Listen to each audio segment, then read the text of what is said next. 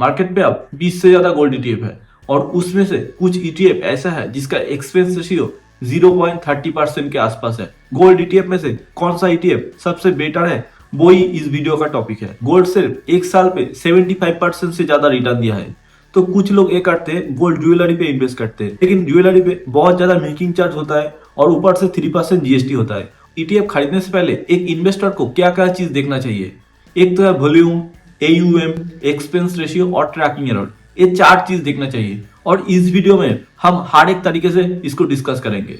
अगर एयूएम और fund size के हिसाब से देखा जाए कौन सा ईटीएफ बेहतर है, कौन सा ईटीएफ का फंड साइज सबसे ज्यादा है, तो यहाँ पे मैंने एक लिस्ट दिया हूँ।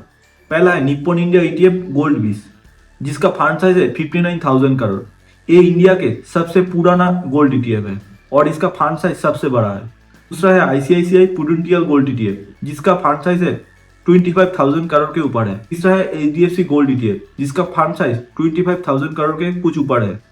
चौथा है एसबीआई गोल्ड ईटीएफ, इसका फंड साइज है 24,000 करोड़ के ऊपर। तो इस तरीके से सबसे बड़ा जो फंड साइज है उसका एक लिस्ट दिया हो।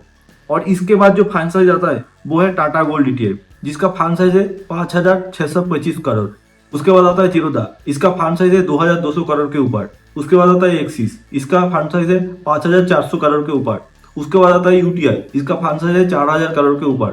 और लास्ट में है मीरा एसेट 3,300 करोड़ के ऊपर। तो फंड साइज के हिसाब से जो बड़ा गोल्ड ईटीएफ है उसको ही मैंने इस लिस्ट पे रखा हूँ। और फंड साइज के साथ वॉल्यूम भी देखना चाहिए।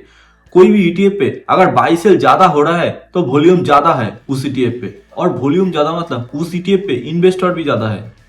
तो सिर्फ उसी ईटीएफ को चुनना चाहिए जिस ईटीएफ पे वॉल्यूम ज्यादा है। और वॉल्यूम के हिसाब से मैंने एक चार्ट दिया हो, उस पर आप देख सकते हो।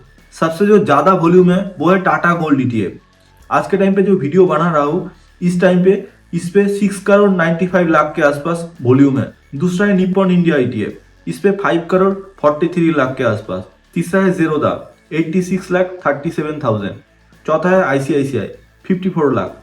और लास्ट में है एसबीआई 35 लाख। तो फास्ट में जो वॉल्यूम है उसका वॉल्यूम 6 करोड़ के ऊपर है, मान लीजिए 7 करोड़ के आसपास है। और एसबीआई का वॉल्यूम सिर्फ 35 लाख। तो वॉल्यूम का इस पे बहुत ज्यादा डिफरेंस है। तो एक ईटीएफ खरीदने से पहले वॉल्यूम भी थोड़ा देखना चाहिए। और इस साइड पे हर एक ईटीएफ का 1 साल का रिटर्न रखा हो। यहाँ पे हर एक ईटीएफ का लगभग सेम ही रिटर्न है। किसी पे 76.99%, किसी पे 76.42%, किसी पे 76.81% के आसपास है। तो रिटर्न में ज्यादा डिफरेंस नहीं है, और डिफरेंस भी है तो डेसिमल के अंदर है, बहुत ज्यादा डिफरेंस नहीं है। तो सिर्फ रिटर्न देख के इन्वेस्टमेंट नहीं करना चाहिए। जिसमें ज्यादा वॉल्यूम है उस ईटीएफ को अच्छा माना जाता है और उसमें आपका रिटर्न मिलने में ज्यादा इजी होगा। जिसमें ज्यादा वॉल्यूम है उस पर ज्यादा इन्वेस्टर भी है, तो वॉल्यूम के हिसाब से इस तरीके से कंपैरिजन करना चाहिए। तीसरा है एक्सपेंस रेशियो, और ये एक्सपेंस रेशियो जितना कम हो सके उसको ही बेटर माना जाता है। एक्सपेंस रेशियो जितना कम होगा आपको खरीदने के लिए उतना पैसा कम लगेगा। तो एक्सपेंस रेशियो के हिसाब से मैंने एक लिस्ट दिया हो, इस पे आप देख सकते हो निप्पॉन इंडिया गोल्ड ईटीएफ का एक्सपेंस रेशियो 0.80% के आसपास है। और एक्सपेंस रेशियो अगर 0.50% से नीचे है उसको अच्छा माना जाता है।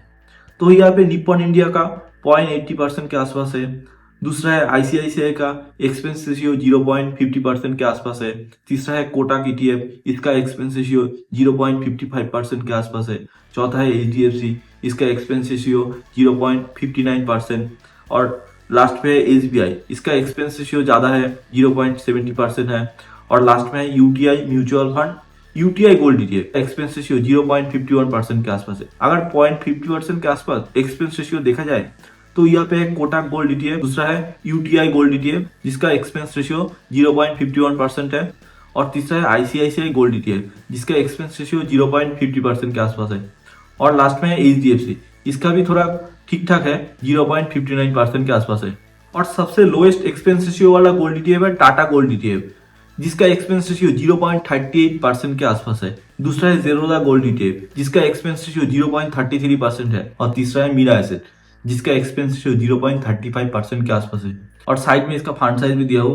टाटा गोल्ड ईटीएफ का फंड साइज है 56,000 करोड़ दूसरा जीरोधा गोल्ड ईटीएफ का फंड साइज है 2200 करोड़ के ऊपर, और तीसरा है मीरा एसेट, इसका फंड साइज है 33,000 करोड़ के ऊपर है। अगर कोई फंड साइज और एक्सपेंस रेशियो के हिसाब से कंपैरिजन करना चाहते तो इस तरीके से वो कर सकते हैं। और लास्ट पे है ट्रैकिंग एरर, और ये ट्रैकिंग एरर भी लोएस्ट होना चाहिए। कोई भी ईटीएफ एक इंडेक्स को ट्रैक करने की कोशिश करता है। पहला है निप्पन इंडिया गोल्ड ईटीएफ जिसका ट्रैकिंग एरर है 0.24%। दूसरा ईटीएफ जीरोधा जिसका ट्रैकिंग एरर है 0.37%। तीसरा है एचडीएफसी जिसका ट्रैकिंग एरर है 0.28%। चौथा है आईसीआईसीआई जिसका ट्रैकिंग एरर है 0.22%। और लास्ट में है यूटीआई जिसका ट्रैकिंग एरर है 0.16%। अगर ट्रैकिंग एरर के हिसाब से कंपैरिजन करना चाहते हैं तो इस तरीके से हम कर सकते हैं।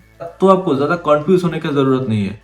आपको सिर्फ एक ईटीएफ का फंड साइज देखना चाहिए, दूसरा है एक्सपेंस रेशियो देखना चाहिए, और तीसरा है सीएजी या रिटर्न भी देखना चाहिए। और मैंने 3 ईटीएफ का नाम भी बताया जिसका एक्सपेंस रेशियो 0.33% के आसपास है। तो दोस्तों, अगर इस वीडियो को थोड़ा सा भी क्वालिटी कंटेंट लगता है तो चैनल को जरूर सब्सक्राइब कर लेना, और आपको कौन सा ईटीएफ अच्छा लगा है उस ईटीएफ का नाम कमेंट पे जरूर लिख देना। Thank you.